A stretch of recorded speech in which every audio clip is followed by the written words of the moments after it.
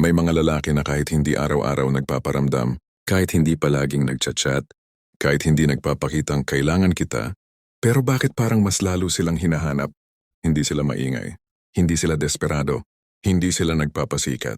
Pero kapag nawala sila saglit, may puwang na naiwan. At doon nagsisimula ang tanong ng babae, bakit parang may kulang? Hindi ito dahil sa technique, hindi ito dahil sa pa-mysterious na drama, at lalong hindi ito dahil sa manipulation. Ito ay dahil sa presensya ng lalaking hindi umaasa sa validation, isang presensyang hindi mo basta mapapalitan. Bago natin simulan, nais kong magpasalamat sa mga loyal kong subscribers sa patuloy na pagsuporta sa aking channel. Kayo ang inspirasyon ko sa paggawa ng mga bagong content. Kung bago ka sa channel ko, comment mo na kung taga saan ka. Aminin natin. Maraming lalaki ang nasasaktan hindi dahil hindi sila mahal, kundi dahil hindi sila hinahanap. Ikaw yung laging nandyan. Ikaw yung unang nagchat-chat. Ikaw yung nag-a-adjust. Ikaw yung handang maghintay. Pero sa kabila ng lahat ng effort mo, parang ikaw pa rin yung laging available pero hindi priority. At mas masakit doon, kapag bigla kang tumahimik, walang naghahanap, walang nagtatanong kung nasaan ka, walang nag-aalala kung okay ka, at doon ka mapapatanong. Ano bang kulang sa akin? Bakit kapag ako ang nagmahal ng buo parang ako pa ang nawala ng halaga? Ang totoo, hindi ka nasasaktan dahil sa kanya. Nasasaktan ka dahil nakakapit ka.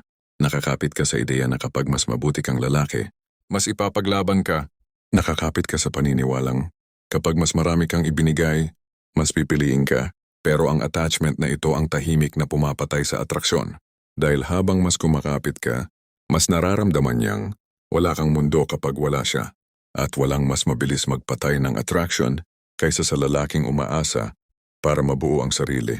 May isang tahimik na aral ang Stoicism. Hindi mo kontrolado kung sino ang mananatili, pero kontrolado mo kung sino ka kapag may umaalis. Ang lalaking hinahanap-hanap ay hindi yung nananatili sa takot. Siya yung umaalis ng buo ang loob kahit may pagmamahal.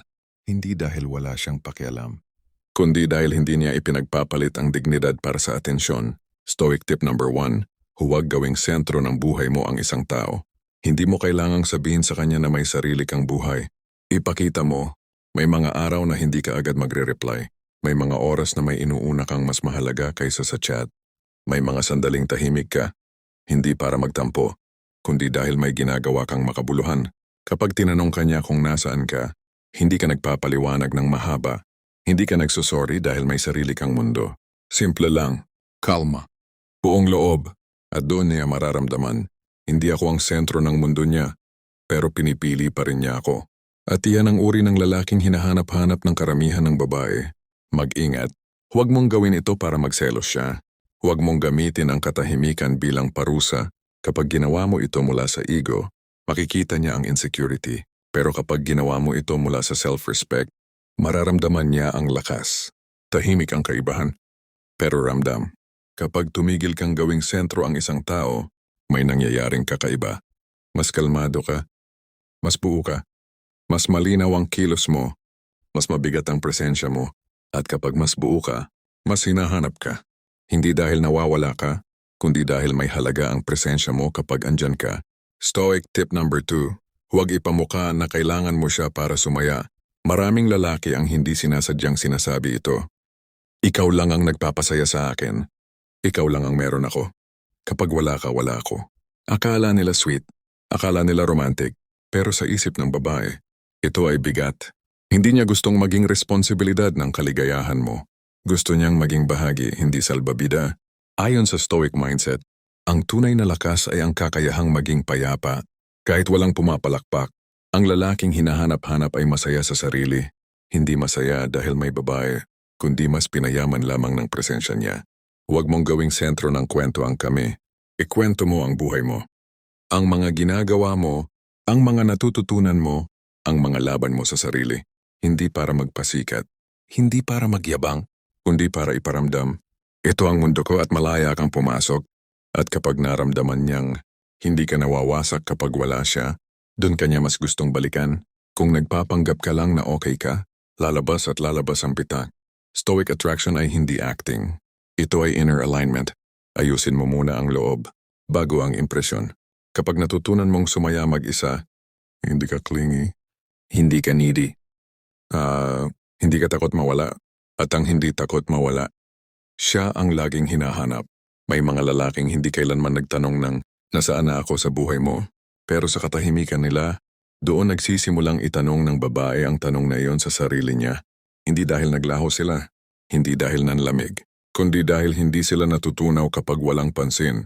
At sa mundo kung saan halos lahat ay naghahabol ng validation, ang lalaking hindi gutom sa atensyon ay nagiging bihira. At ang bihira, hinahanap-hanap. Aminin natin ang masakit na totoo. Maraming lalaki ang hindi naman talaga gusto ng babae. Ang gusto nila ay siguraduhin na gusto sila.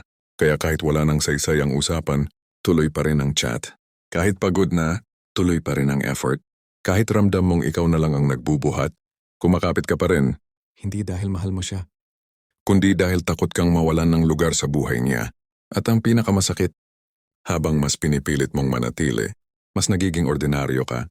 Ang attachment ay hindi laging mukhang pagkahumaling, minsan mukhang pagiging mabait, minsan mukhang pagiging consistent, minsan mukhang pagiging understanding. Pero sa ilalim nito, may isang tahimik na takot. Kapag hindi ako nandyan, baka makalimutan ako. At kapag ang kilos mo ay galing sa takot, ramdam yon. Kahit hindi mo sabihin, may isang tahimik na prinsipyo ang stoicism. Ang hindi marunong umatras ay hindi kailanman magiging kapanapanabik. Ang lalaking hinahanap-hanap ay hindi yung laging nandyan. Siya yung may kakayahang umatras nang hindi nasisira ang sarili. Stoic tip number 3. Matutong manahimik ng may laman. Maraming lalaki ang iniisip na kapag tumahimik sila, tapos na ang lahat. Parang kapag hindi ka nagparamdam, may papalit agad. Parang kapag hindi ka nag-update, may ibang mas exciting. Kaya kahit wala ka nang sasabihin, may sinasabi ka pa rin. Kahit wala ka nang maramdaman, nagpapanggap ka pa rin. At doon ka nauubos. Ang dahilan kung bakit takot ka sa katahimikan ay dahil sanay kang sukatin ang halaga mo base sa reaksyon ng iba. Kapag may reply, okay ka. Kapag wala, gumuho ka. At hanggat ganito, hindi ka kailanman magiging hinahanap dahil ikaw mismo ay hindi payapa sa sarili. Ang stoic ay hindi takot sa katahimikan dahil doon niya naririnig ang sarili. Ang katahimikan ay hindi kawalan. Ito ay espasyo. At sa espasyong iyon, doon mo binubuo ang presensya. Kapag tahimik ka, huwag mong gamitin ang oras para maghintay. O huwag mong bantayan ang phone. Huwag mong bilangin ang oras mula sa huling chat. Gamitin mo ang katahimikan para ayusin ang katawan mo, napalalimin ang isip mo, linawin ang direksyon mo. Hindi mo kailangang magpaalam na magiging tahimik ka. Hindi mo kailangang magpaliwanag. Kapag bumalik ka sa usapan, dala mo ang buong sarili. Hindi ang gutom na ego. May katahimikang puno ng tampo. May katahimikang naghihintay ng reaksyon. Iwasan niyon. Ang tunay na katahimikan ay walang agenda. Ito ay buo kahit walang kapalit. Ang lalaking marunong manahimik ng buo ay hindi nawawala sa isip. Dahil kapag nawala siya saglit, hindi tanong ang naiwan, presensya. Stoic tip number 4. Magtakda ng limitasyon ng hindi nagiging malamig. Maraming lalaki ang napagod dahil sobra silang umunawa. Lahat pinapayagan. Lahat iniintindi, lahat pinalalampas, hanggang sa isang araw. Napansin nila, wala na silang kinatatayuan. Ang ugat nito ay takot na hindi piliin, kaya mas pinili mong tiisin kaysa magsalita. Mas pinili mong manahimik kaysa magtakda ng hangganan. At sa katahimikang iyon, unti-unti kang nabura.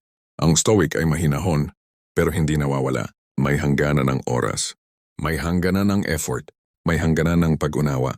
At ang hangganan ay hindi galit. Ito ay self-respect. Kapag may bagay na hindi okay sa'yo, sabihin mo, isang beses malinaw, kalmado, walang drama, walang pagbabanta, walang pilit. At pagkatapos mong magsalita, umatras ka. Hayaan mong ang kilos niya ang magsalita para sa kanya. Ang lalaking may hangganan ay hindi kinokontrol, pinipili. Huwag mong gawing ultimatum ang boundary. Hindi ito laro ng lakasan. Ang boundary ay paalala kung hanggang saan ka lang. Kapag marunong kang magtakda ng limitasyon, mas malinaw ka, mas buo ka, mas nirerespeto ka. At ang nirerespetong lalaki, hinahanap-hanap. Stoic tip number 5. Huwag laging ipaliwanag ang sarili mo. Kapag may hindi pagkakaintindihan, maraming lalaki ang nagiging defensive. Mahabang paliwanag, mahabang justification, mahabang explanation. Akala nila doon maayos ang lahat. Pero sa totoo lang, habang mas marami kang paliwanag, mas nawawala ang bigat ng salita mo. Ang labis na pagpapaliwanag ay galing sa takot na hindi maintindihan. Pero hindi lahat ng tao ay kailangang maintindihan ka. At hindi lahat ng sitwasyon ay kailangan mong ipagtanggol ang sarili. Ang Stoic ay kumikilos mula sa prinsipyo, hindi mula sa pangangailangan ng approval. Kung alam mong tama ang intensyon mo, sabihin mo ito ng minsan, isang linya, isang paninindigan, at doon ka titigil. Hayaan mong ang consistency ng kilos mo ang magpaliwanag sa'yo. Huwag mong gawing pride ang katahimikan. May mga pagkakataong kailangan ang komunikasyon, pero huwag mo ring gawing ugali ang ipagtanggol ang sarili sa lahat ng oras. Ang lalaking hindi takot ma-misunderstood ay lalaking may direksyon. At ang may direksyon, hindi basta kinakalimutan. May mga lalaking kahit hindi araw-araw nagpaparamdam, kahit hindi nagmamakaawa ng oras, kahit hindi nang hihingi ng assurance, pero kapag naaalala sila, may kakaibang bigat sa dibdib. Hindi sakit, hindi panghihinayang, kundi isang tahimik na tanong, bakit parang iba siya? Hindi dahil perpekto siya, kundi dahil hindi siya nakakapit. Maraming lalaki ang pagod na pagod na. Pagod ka kaisip kung kailan dapat mag-chat. Pagod ka karamdam kung malamig na ba siya. Pagod ka kahula kung gusto pa ba o hindi na. At sa gitna ng lahat ng ito, nakalimutan na nila ang pinakamahalagang tanong. Nasaan na ako sa sarili kong buhay? Habang abala kang inaayos ang lugar mo sa mundo niya, unti-unti namang nawawala ang lugar mo sa sarili mo. Ang attachment dito ay hindi pagmamahal.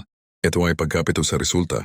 Pagkapit sa ideya na kapag tama ang timing, kapag tama ang approach, kapag tama ang salita, pipiliin ka niya. Pero ang problema sa pagkapit sa resulta, nawawala ang kapayapaan sa proseso. At ang lalaking walang kapayapaan, kahit mahal, ay hindi hinahanap-hanap. May isang malalim na paalala ang Stoicism, hindi mo kailangang hawakan ang isang bagay para manatili ito sa'yo. Ang lalaking hinahanap-hanap ay yung kayang magbigay ng buo, pero handang bumitaw ng tahimik. Stoic tip number 6, maging consistent pero hindi needy. May mga lalaking nalilito sa consistency. Akala nila ay ang pagiging consistent ay palaging present, palaging available, palaging handa.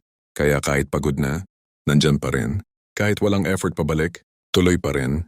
At sa huli, ang consistency nila ay nagiging predictability. Ang ugat nito ay takot na kapag nagbago ka ng ritmo, baka mawala ang interes niya. Kaya mas pinili mong maging pareho araw-araw kahit ikaw mismo ay nauubos. Ang Stoic consistency ay hindi dami, ito ay integridad. Hindi kung gaano ka kadalas nandyan, kundi kung sino ka kapag nandyan ka. Maging consistent sa pagrespeto sa sarili, paninindigan, values, direksyon ng buhay, hindi sa dami ng chat, hindi sa haba ng usapan, hindi sa palaging presence.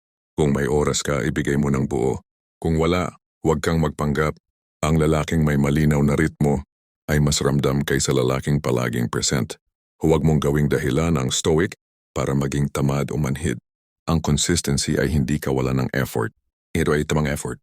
Kapag consistent ka sa sarili mo, hindi ka pabago-bago, hindi ka dependent, hindi ka nag-a-adjust ng prinsipyo, at ang lalaking hindi binabago ang sarili para lang manatili ang isang tao. Hinahanap-hanap. Stoic tip number 7, matutong magbitaw ng may malasakit, human pain. Ito ang pinakamahirap. Hindi dahil hindi mo kaya, kundi dahil may pakialam ka.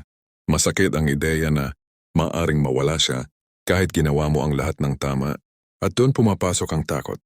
Paano kung bumitaw ako? At doon lang niya ako tuluyang makalimutan. Ang attachment dito ay ang paniniwalang kapag bumitaw ka, talaga nang tapos na. Pero hindi lahat ng pagbitaw ay pagkawala. Minsan, ito ang tunay na pagpili sa sarili. Ang Stoic detachment ay hindi kawalan ng damdamin. Ito ay kakayahang magmahal nang hindi nakakulong sa resulta.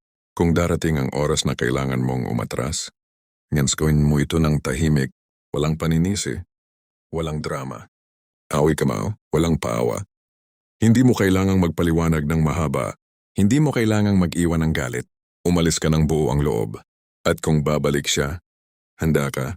Kung hindi, buo ka pa rin. Huwag mong gawing pride ang pagbitaw.